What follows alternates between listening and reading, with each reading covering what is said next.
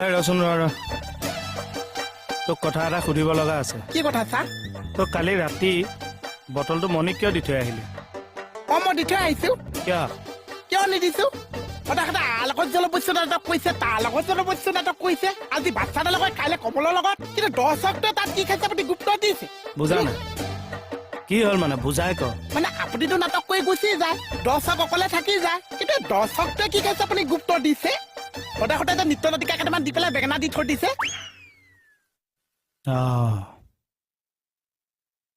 পৰিচালকৰ ভুল আছে। কলে যা? পানী অকল লৈ আহে।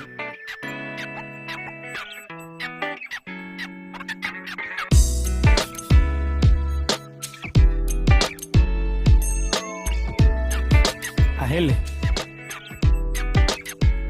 থানা দমকলটো আহিছে।